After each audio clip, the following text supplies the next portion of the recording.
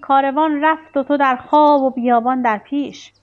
کی روی ره ز که پرسی چه کنی چون باشی. در ره منزل لیلی که خطرهاست در آن، شرط اول قدم آن است که مجنون باشی. پس آنچه را که انسان آواره و مضطرب امروزی جستجو می کند در درون و تحت تسلط خود او می باشد، ولی متاسفانه از آن آگاهی نداشته و دریا و کوه و بیابان را پشت سر می گذارد تا منبع آرامش و سلامتی و نشاط و خوشبختی را بیابد، در حالی که منبع اصلی آرامش و نشاط و سلامتی درون خود او نهفته است و با کمترین زحمت و فعالیت قادر به استفاده کامل از آن خواهد شد. آب در کوزه و ما تشنه دوان می گردیم، یار در خانه و ما گرد جهان